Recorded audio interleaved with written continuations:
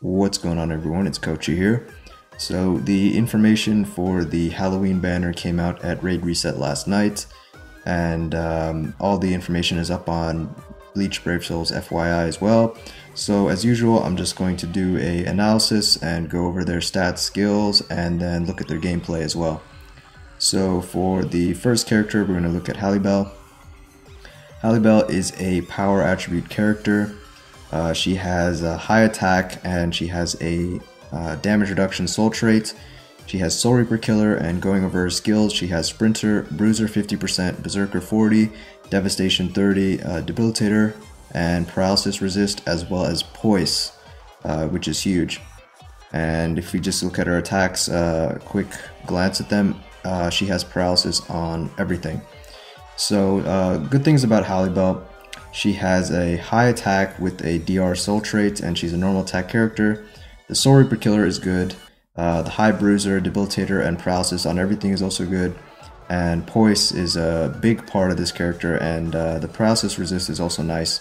One thing I noticed though is she does not have the long reach skill, so that's a bit of a downside. Comparing her to other characters, our last NAD Soul Reaper Killer that we got for power, I believe, was Yin and Yang. And Halibel seems to be an attempt to upgrade from these two characters, or well, this character. However, the difference, one of the differences is, again, she does not have long reach and she does not have adrenaline, and she traded that for poise and paralysis resist, I guess. So Yin and Yang, back then when they came out, they were a decent check against one-armed Yama back in PvP, and this was mostly due to their insanely fast normal attack string at 1.3 seconds and their high attack, which allowed them to do comparable damage to a flurry unit. I think Halibel will be a decent PvP unit and a good counter to Yama. For people like me who don't have Chad or are running a speed unit, she'll be a bit more problematic for your Yama, but because he already struggles to deal with Anniversary Ulquiorra, and Anniversary Ulquiorra is a SP unit, so Halibel, who is a NAD unit, will be much worse to deal with. Add to the fact she has Debilitator and Paralysis on everything. You know, if you thought getting paralyzed by Yuha and Chad was annoying, now you have one more unit you got to worry about for PvP. Overall, I think as a character, I think she's pretty good.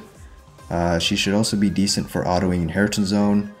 But I think down the line, when we get a new Flurry Poise unit for power, then Halibel will just become a link for them. And so now we will just look over the video. So we'll look at this and then we'll just review the footage.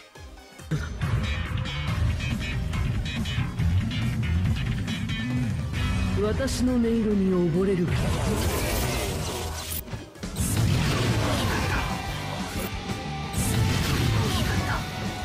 次の敵。次の敵。共に苦しむ。共に苦しむ。響け。響け。響け。 Alright, so that was her gameplay. I'll mute this and we'll play it back. I'll just slow it down. I really like the special. I think the special is, out of all three of them, I think hers is my favorite special. So just going over her kits here, it's a full screen special, which is good. She has a full screen SA3, so that's always good.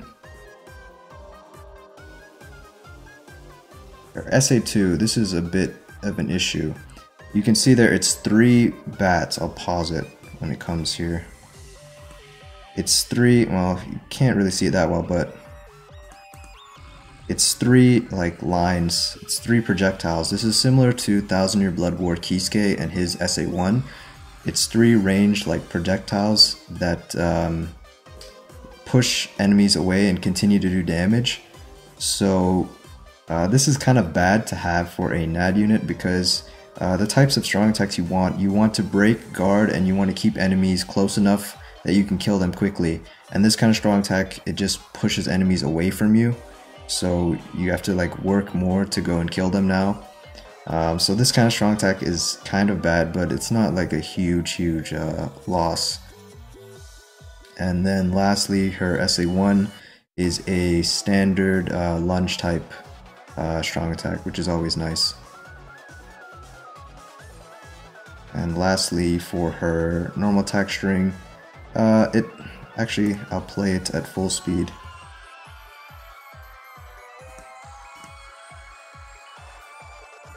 So it's 1, 2, 3, 4, 1, 2, 3, 4.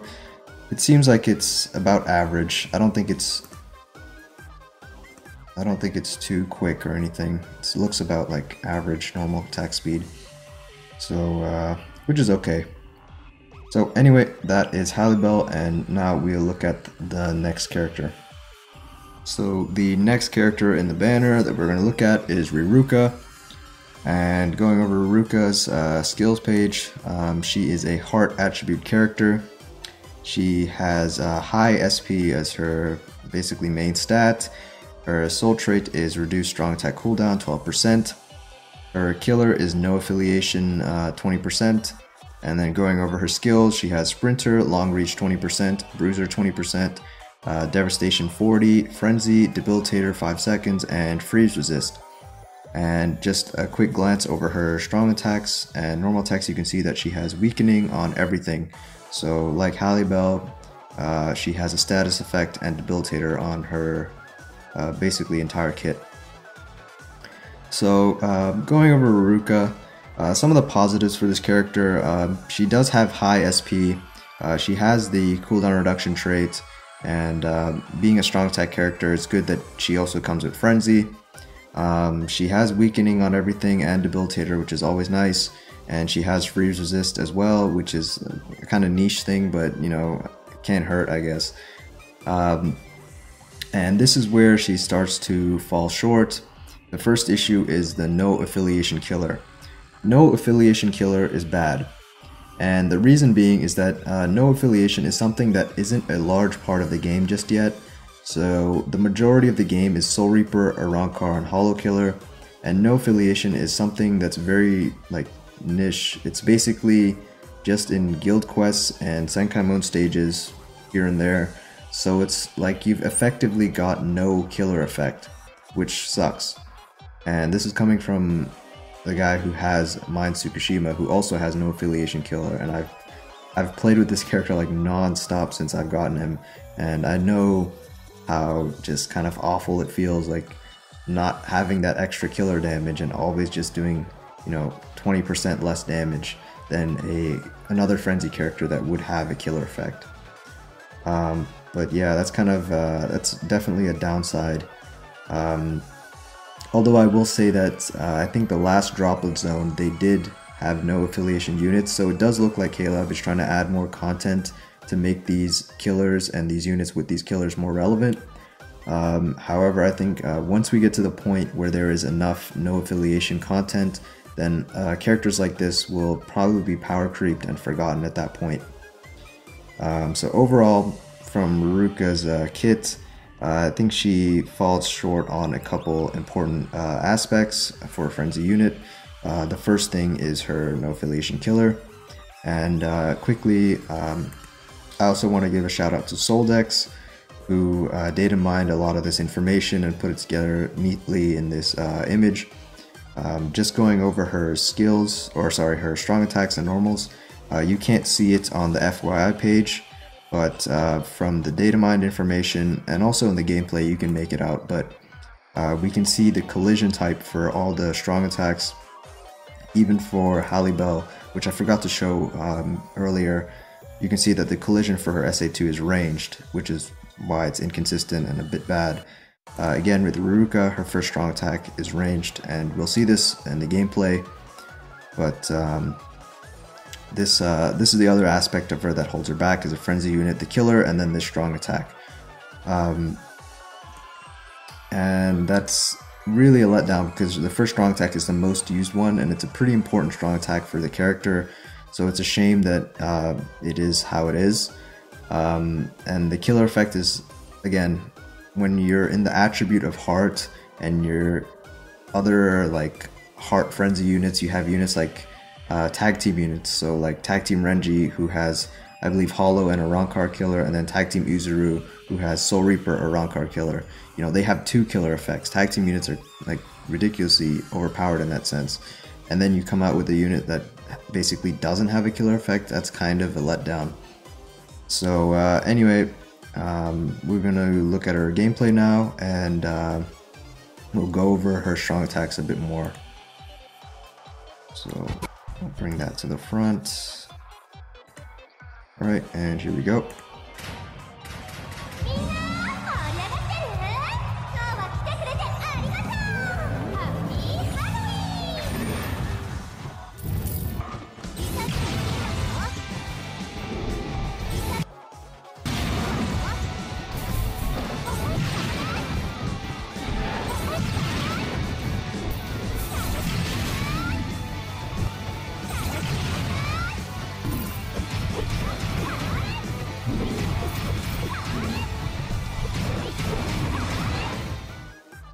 So that was her gameplay. We'll just mute this and play back again. I think I like her specials. I like the second most after Halibel, which would put Yachiru last. So that is her SA3. I'll just play that back. So that is her SA3. Unfortunately, it is not full screen. It is just short of that at 900 AoE. I don't know why it just buffers right there, but I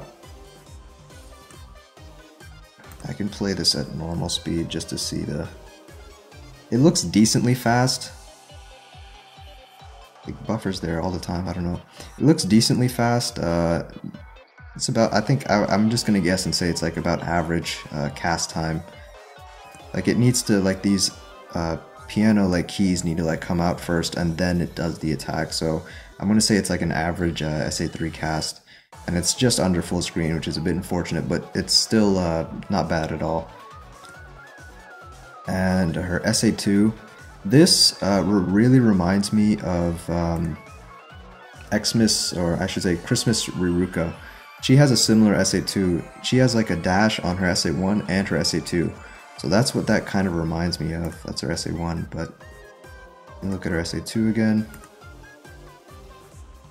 Yeah, I believe it's really similar to hers, but she has a bit larger AoE, this Halloween Riruka. And then her SA1, there it is. You can't really see well from that angle.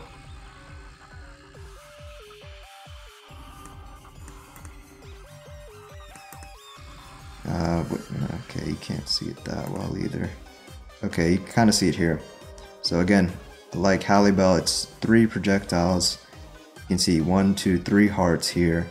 And it's a ranged strong attack, as we saw from the data mine. The collision is ranged. So again, oh, whoops, I don't know why it defaults, brings the audio back. But anyway, yeah, the collision is ranged. It's going to be inconsistent. It's not going to be a very good strong attack, as you can see here. You probably need to be really close to get them, to catch them like right at the start of the projectile, so it pushes them and deals more damage as it travels, because otherwise you're going to have a situation like this where the mobs are just kind of, you know, alive. So that's not too great. And then lastly, her normal attack string. I'll play this at normal, regular speed. 1, 2, 3, 4. 1, 2, 3, 4. Looks about average. Nothing really positive or negative for me to say about it. But anyway, that was Riruka, and now we'll move on to the last character. Alright, and the last character is Yachiru. Looking at her stats and skills, Yachiru is a technique attribute character. She has a 20% increased normal attack damage soul trait. Her most notable stat is attack, which is 754, which is quite high. And she has a Rancor killer. And looking at her skills, she has Sprinter, Bruiser 40%, Berserker 40, Devastation 40, Debilitator 5 seconds, and then she has double resist of Fire and Freeze. And just a quick glance at her attacks and special. She is a ranged unit. she has confusion on all her abilities, and she does have debilitator, so it's 10-second confusion. Well, 7-second for normals and strongs, and then 10-second for her special. And from first glance here, you can see that her kit is ranged. When you pull up the data mine information, we can see the collisions for everything. So yeah, her NAD is through and through ranged, and thankfully all her strong attacks, though they are ranged, they function as melee strong attacks, which is always good, because range functioning strong attacks are the inconsistent kind. They're projectiles that usually miss, or they do different amount of hits each time. These strong attacks will always do the same amount of hits, and these are the strong attacks you're not going to really have trouble with when you use them. Overall, looking at Yachiru's kit, positives about her: she has high attack, she's the NAD trait, she's a normal attack character for a Rankar killer. And if we look at a Rankar normal attack, or just a Rankar killers and filter by attack, she is by far the highest with 754, next being 1000 Year Blood War Byakuya, which is 697. So that is kind of like a niche thing for her, I guess. She's the best tech or Rankar killer for NAD. She has the third highest attack stat in the attributes, tied with Parasol Nell. Bruiser 40% is nice. We're missing that extra 10%, but we'll take it. Freeze and fire resist 100% is an interesting thing. I think we'll mostly see use for that in Inheritance Zone, which I'll get to later. As I said, all melee functioning strong attacks, which is good for a ranged unit, and she has a 4-hit normal attack string, which is also good. To be honest, I don't really have too many negatives to say about her right now. She seems like a fairly decent NAD unit. So we're just going to get into the gameplay video, and we will review that. Alright, and here we go.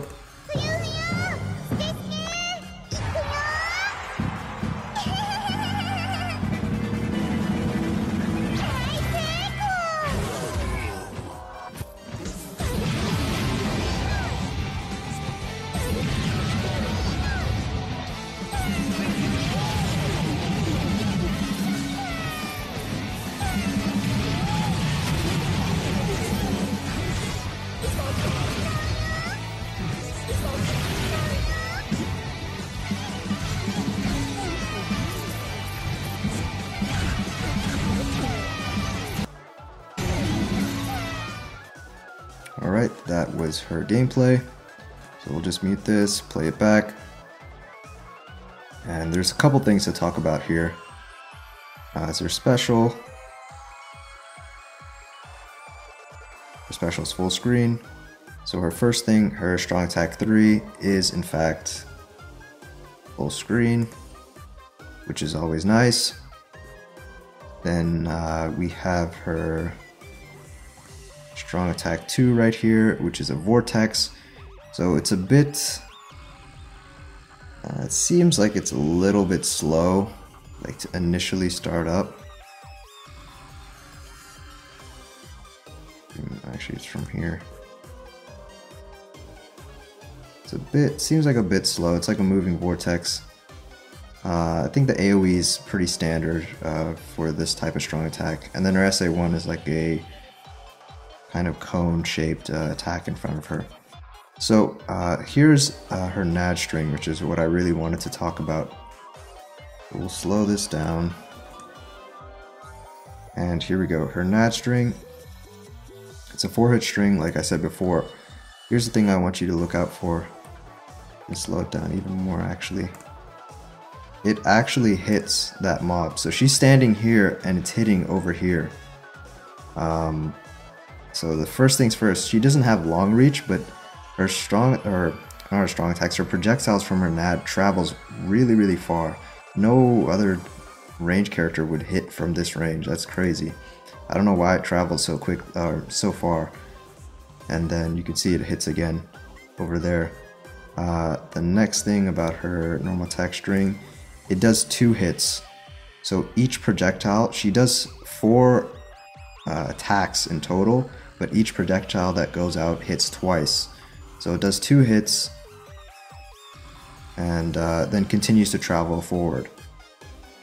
And the last thing to show is that over here, I think it's when she uses her vortex, you can see it.